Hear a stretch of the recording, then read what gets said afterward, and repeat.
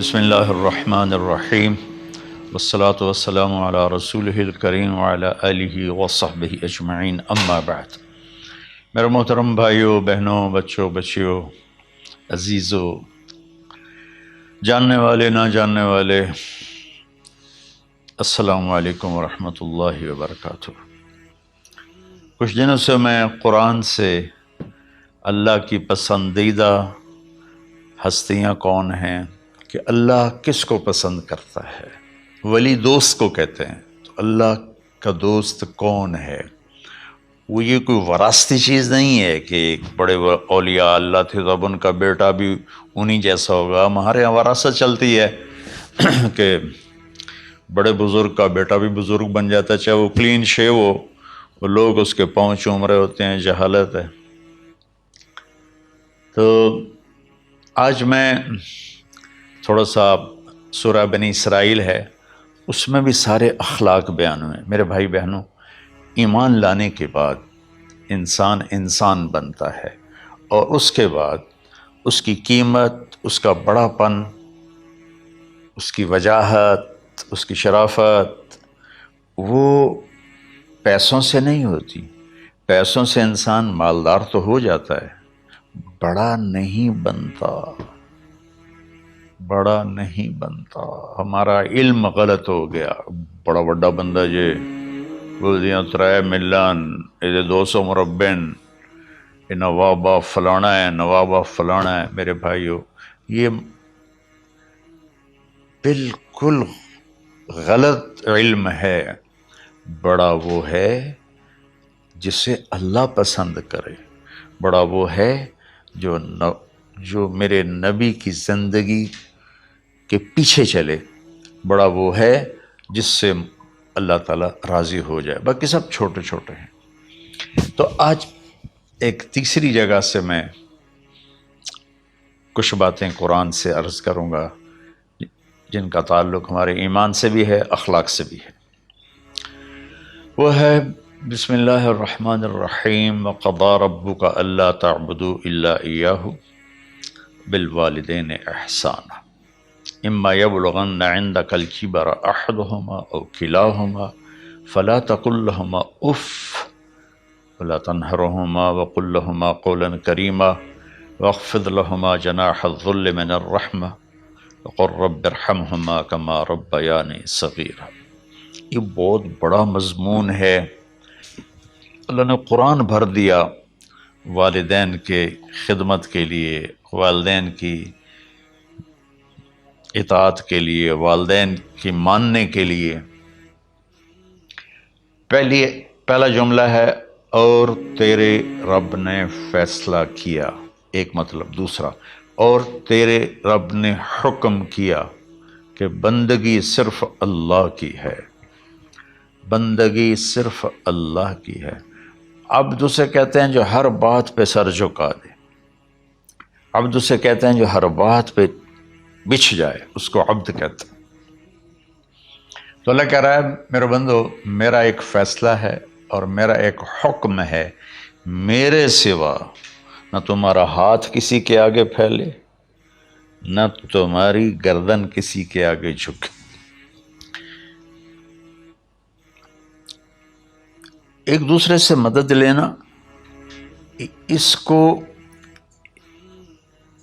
ایک دوسرے کی تعاونوں میں آ جاتا، تعاونوا علی البر والتقوی، ایک دوسرے کا ساتھ دو، ایک دوسرے کی مدد کرو۔ میرے نبی قرضہ اٹھاتے تھے۔ میرے نبی جب انتقال ہوا تو آپ کی زرہ 9 وسق پر، وسق 5 من کا ہوتا ہے، تو وہ جو کے بدلے آپ نے زرہ رکھوائی تھی کہ جب میں تمہیں ادا کروں گا زرہ لے لوں گا، اور آپ کا انتقال ہو گیا، آپ زرہ اپنی واپس نہیں لے سکے۔ وہ چیزیں جن کا تعلق صرف اللہ کی ذات سے ہے اور کوئی نہیں کر سکتا، اس میں صرف اللہ کے آگے ہاتھ پھیلا، جیسے ہم کہتے ہیں مدد، نصرت۔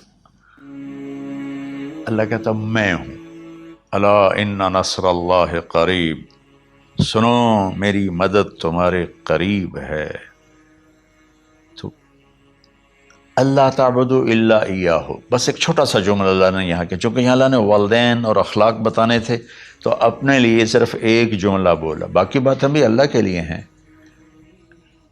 لیکن اللہ نے میری بندگی، اس بندگی سے مراد 5 وقت کی نماز نہیں ہے، حج، روزہ، زکوٰۃ نہیں ہے اس کی مراد، یہ ساری باتیں داخل ہیں، اور اس کے ساتھ 24 گھنٹے کی زندگی اللہ کی مرضی پر گزارو، نفع آئے تو شکر ادا کرو، نقصان ہو تو صبر کرو، برداشت کرو، پھر بھی شکر ادا کرو، کہ میرا رب یہ کہہ رہا ہے کہ میں نے صرف اللہ سے تعلق جوڑنا ہے۔ اللہ کے نبی نے اپنے چچا زاد بھائی عبداللہ بن عباس سے فرمایا کہ یا غلام، اے نوجوان، اسی کا بکلمات فاحفظہ، میں تمہیں چند باتوں کی وصیت کرتا ہوں، کیا؟ احفظ اللہ، احفظ اللہ یحفظک اللہ، یحفظک اللہ، اللہ کے اوامر کی حفاظت کر، اللہ تیری حفاظت کرے گا۔ احفظ اللہ تجدہ تجاہک، تو اللہ کے اوامر، اسلام، حلال حرام کی پہچان کر کے زندگی گزار تو اللہ کو ہر وقت تو اپنی مدد کے لیے تیار پائے گا۔ اور لمبی حدیث ہے، عشاء کی نماز کا وقت ہو رہا ہے، اس میں وہ جملہ جو اس میرے مضمون سے متعلق ہے، وَإِذَا سَأَلْتَ فَاسْأَلِ اللَّهِ، جب بھی مانگو اللہ سے مانگو، جب بھی مانگو اللہ سے مانگو، اللہ کے سوا کوئی دینے والا نہیں ہے، صرف اللہ ہے دینے کے لیے۔ وَإِذَا اسْتَعَنْتَ فَاسْتَعِنْ بِاللَّهِ، اور جب مدد کے لیے ہاتھ اٹھاؤ تو صرف اللہ کو پکارو، جب ضرورت حاجت کے لیے، مدد کے لیے ہاتھ اٹھاؤ تو اپنے اللہ کو پکارو۔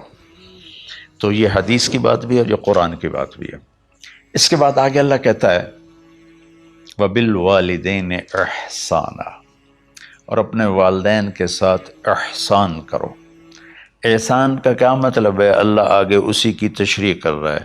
ویسے احسان کا مطلب عربی میں ہوتا ہے، یہ جو ہمارا اردو کا احسان ہے، میں تیرے تو احسان کیتا تو ہوں میں نالے کی کر رہے ہیں، یہ بھی مطلب ہے، لیکن احسان کا اصل مطلب ہوتا ہے، احسان حسن سے ہے، حسن، حسن سے الف، 2 الف ملے اور احسان بن گیا۔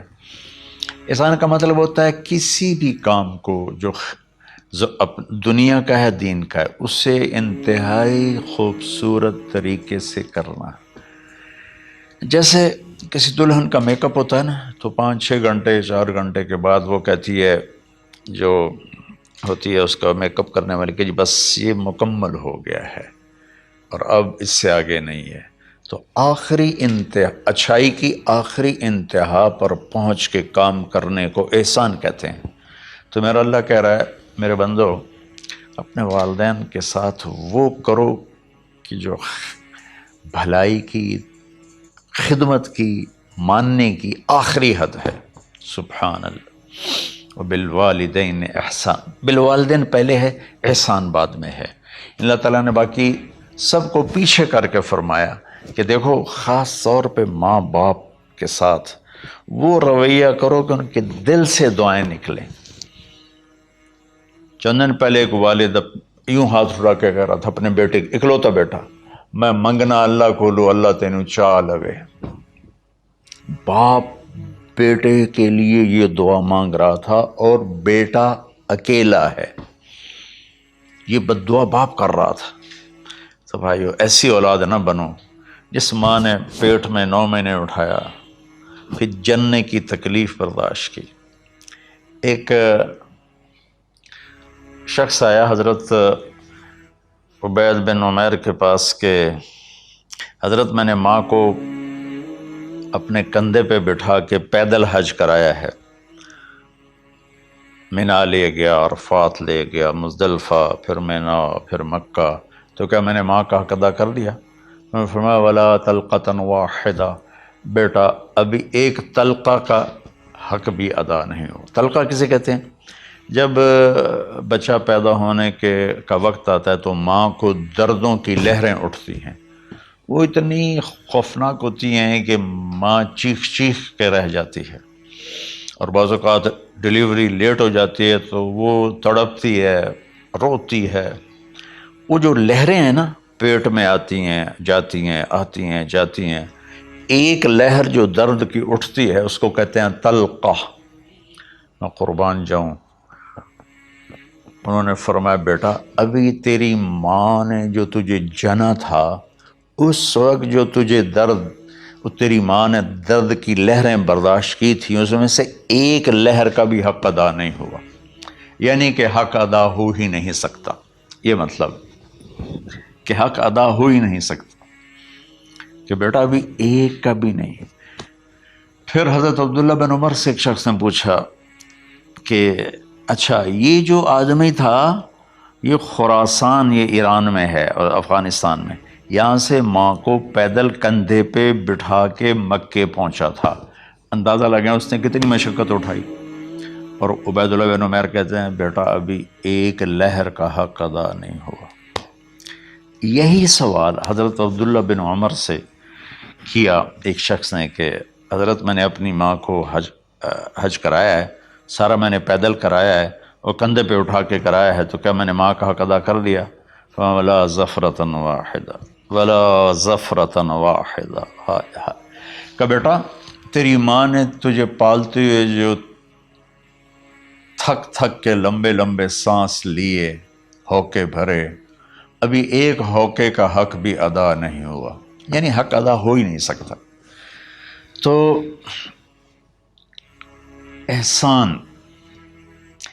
کے آگے تشریح آ رہی ہے۔ تو آج میں صرف اتنی بات کروں گا کہ میرے بھائیوں، میری بہنوں، میرے بچوں، میری بچیوں، اللہ کے واسطے ماں باپ کو دکھ نہ دینا ورنہ اللہ بھی ناراض ہو جائے گا۔ چند دن پہلے ایک بچہ بچی میرے پاس آئے، دونوں میڈیکل سٹوڈنٹ تھے، کہیں کہ ہم شادی کرنا چاہتے ہیں۔ تو بچی نے کہا جی میرے والدین ناراض ہیں، وہ نہیں، اس رشتے پر راضی نہیں ہیں۔ تو میرے باپ کہتے ہیں اگر تو نے یہاں رشتہ کیا تو تیری میری ایک درمیان ایک خط آئے، کھچ جائے گا خلیج، ہم اس پار نہیں آئیں گے تو اس پار نہیں آئے گی۔ میں نے کہا بیٹی جس ماں نے تجھے 9 مہینے پیٹ میں پالا، 2 سال تجھے دودھ پلایا، تیری پوٹیاں پیشاب صاف کیا، تجھے پیمپر باندھے، تجھے اٹھ اٹھ کے راتوں کو اپنی چھاتی سے دودھ پلایا، کیا اب اس کا اتنا بھی حق نہیں کہ تم اس کی رائے کا احترام کرو؟ اتنا بھی حق نہیں ہے؟ تو میں نے کہا بیٹا میری کوئی رائے نہیں ہے، تو اگر تیرے ماں باپ راضی ہیں تو بسم اللہ ضرور کر، اگر راضی نہیں ہیں تو دیکھو موت تک تجھے ماں باپ کی دعا نہیں ملے گی، اور ماں باپ کی دعا نہ ملی تو کچھ بھی نہیں ملے گا۔ تو بھائیو دوستو، خاص طور پر آج کے کالج کے نوجوان بچے بچیاں یہ ماں باپ کے ساتھ بہت بدتمیزی کرتے ہیں، چونکہ اس میں والدین کا پہلا قصور ہے کہ انہوں نے ان کو دین نہیں سکھایا۔ بچپن میں انگلش میڈیم سکول، پھر او لیول، پھر اے لیول، تو انہیں کیا پتہ ماں کون ہے باپ کون ہے۔ ایک پرانی بات ہے، ایک شخص اپنے بیٹے کو لے کر آیا کہ یہ میرا بچہ ہے اور یہ فلاں جگہ شادی کرنا چاہتا ہے اور ہم میں سے کسی کی رائے نہیں ہے اور یہ مانتا نہیں ہے، اور اس کے ساتھ اس نے دھاڑے مار کے رونا شروع کیا۔ تو میں نے بچے کو دیکھا تو یوں کر کے بیٹھا تھا، اس کا باپ رو رہا ہے، ہچ کیوں تو ایسے بیٹھا ہو۔ تو مجھے اچانک خیال آیا، میں نے کہا شیخ صاحب اس کو کہاں پڑھایا تھا؟ کہا جی امریکن اسکول۔ اس کے بعد آسٹریلیا بھیجا تھا مزید تعلیم کے لیے۔ ان کے شیخ صاحب اس بچے کا کوئی قصور نہیں، آپ کا قصور ہے، اس کو تو پتہ ہی نہیں میری ماں کیا ہے میرا باپ کیا ہے۔ ایک ہماری تہذیب تھی وہ ختم ہو گئی ہے، اس میں علم نہیں بھی تھا تو ماں باپ کا۔ میں نے اپنی آنکھوں سے دیکھا، میں نے اپنے دادا کو دیکھا لیکن مجھے یاد نہیں، لیکن جو میرے دادا کے چھوٹے بھائی تھے ان کو میں سنبھلتا ہوں، ان کو میں نے دیکھا ہے، 3ری 4تھی جماعت تک میں تھا۔ 61 میں ان کا انتقال ہوا، میری 9 سال عمر تھی، تو 8 سال۔ ان کے بیٹے جوان تھے، اور ڈیرے میں جب وہ بیٹھتے تھے تو ان کے بچے ان کے سامنے نہیں بیٹھتے تھے، ان کی پیٹھ کے پیچھے بیٹھتے تھے۔ اتنا ادب تھا، حالانکہ چاروں کے چاروں دین نہیں جانتے تھے، تہذیب تھی، ثقافت تھی، جو آج کی تہذیب نے ہم سے سب کچھ چھین لیا۔ اب بھی آپ جاؤ بیٹا تھر پارکر میں گیا ہوں 2-3 دفعہ، اور وہاں مسلمان نہیں، ہندو عورتیں جب گاڑی گزرتی ہے تو گھونگھٹ کو نیچے کر لیتی ہیں، اپنا چہرے کو فوراً چھپا لیتی ہیں۔ تو خیر بہرحال میں نے کہا شیخ صاحب اس بچے کا قصور نہیں، آپ کا قصور ہے۔ تو میرے بچوں، اپنے ماں باپ کو خوش کرو، راضی کرو۔ ان کا راضی ہونا اللہ کی رضا ہے۔ میں اس کی تفصیل انشاءاللہ آگے بتاؤں گا، آج میں صرف اتنا ہی میں نے تمہید باندھی ہے کہ ماں باپ کا کیا مقام ہے، ان کی کیا عزت ہے۔ ایک شخص آیا، یا رسول اللہ میرا باپ میرے پوچھے بغیر میرا مال خرچ کر لیتا ہے۔ آپ نے کہا بلاؤ، چونکہ بچے کا ذاتی مال اگر ہو تو شرع کے لحاظ سے باپ پوچھ کے استعمال کرے، بغیر پوچھے استعمال نہ کرے۔ جب اسے پتہ چلا کہ میرے بیٹے نے شکایت کی ہے، تو عرب کی شاعری تو مشہور تھی، انہیں دل دل میں کچھ اشعار پڑھے۔ جو آیا تو جبریل پہلے آ گئے، یا رسول اللہ اللہ تعالیٰ کہہ رہے ہیں آپ اس سے پوچھیں وہ شعر بتاؤ جو تیرے کانوں نے تو نہیں سنے، تیرے دل میں آئے تھے اور اللہ نے سن لیے۔ تو اللہ کے نبی نے فرمایا بھائی تیرا انشاءاللہ کیس سنتے ہیں، لیکن پہلے وہ شعر سناؤ جو تم نے تو نہیں کہے زبان سے پر اللہ نے سن لیے ہیں۔ تو پھر اس نے وہ اشعار پڑھے، اور اس کے آگے کیا ہوا یہ میں انشاءاللہ اگلے کلپ میں بتاؤں گا کہ باپ کا کیا مقام ہے، ماں کا کیا مقام ہے۔ السلام علیکم ورحمۃ اللہ۔